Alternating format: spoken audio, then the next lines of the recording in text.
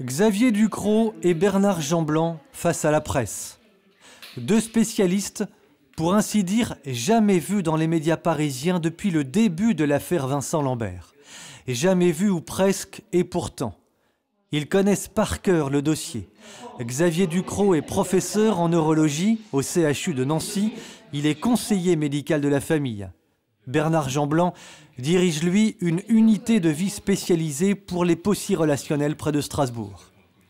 Il a visité Vincent à plusieurs reprises. À leur côté, il y a aussi une orthophoniste. Nous sommes donc à Paris, hier, dans la petite salle réservée d'un hôtel. Il y a ici des journalistes d'Europe 1, de RTL, de France 2, de BFM TV notamment. Si les deux médecins spécialistes ont voulu cette conférence de presse, c'est pour répondre aux réactions suscitées par la diffusion des images de Vincent Lambert dans sa chambre d'hôpital, images diffusées sur Internet par son comité de soutien au début du mois de juin. Quand on entend dire que certains qu'il est mort, quand on entend dire qu'il est en vie biologique, quand on entend dire qu'il est en coma végétatif, quand on a un certain nombre d'expressions comme celle-là qui sont absolument inadmissibles. Quand on dit que toutes, comme des médecins, qu'on présente comme des spécialistes de ces personnes et qui ne le sont pas vraiment, parce qu'on a entendu un neurologue, on a entendu un généticien, on a entendu des spécialistes des soins palliatifs, on a entendu des réanimateurs parler de Vincent Lambert et des personnes dans son état. Là, il parlait de Vincent Lambert puisque c'est suite à la vidéo qui a été projetée sur laquelle on a vu le vrai visage de Vincent Lambert. Quand on les entend proférer des propos comme ils l'ont fait avec la caution de la compétence médicale, c'est pour moi inadmissible et ça mérite d'être corrigé, d'être repris parce qu'on ne peut pas laisser colporter des informations qui sont fausses. Le CHU ne respecte en aucun cas, sur plusieurs points, la circulaire de 3 mai 2002 qui définit avec grande précision la prise en charge des patients dans cette situation-là. L'absence de levée, l'absence de mise au fauteuil, l'absence de rééducation de la déglutition, tout ceci font penser qu'il est mal pris en charge et insuffisamment pris en charge, ça c'est clair.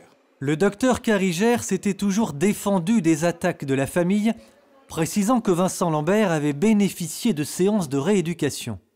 Ce qu'il n'a pas dit, c'est que la rééducation a été de très courte durée, 3 mois seulement, avant d'être renvoyé à l'hôpital de Reims. Or, pour un patient de cette nature, il faut des mois, voire des années de rééducation, et pas seulement dans un centre spécialisé. Il faut notamment la participation d'une équipe médicale, par exemple, pour réapprendre aux patients à manger. Marie-Hélène Jean, orthophoniste, nous l'explique.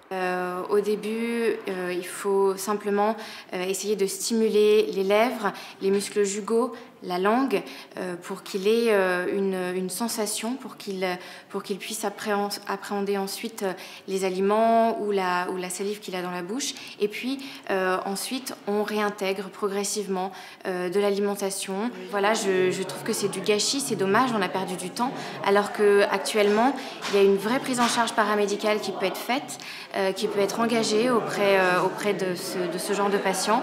Et elle n'a pas été faite pour Vincent Lambert, c'est injuste pour lui.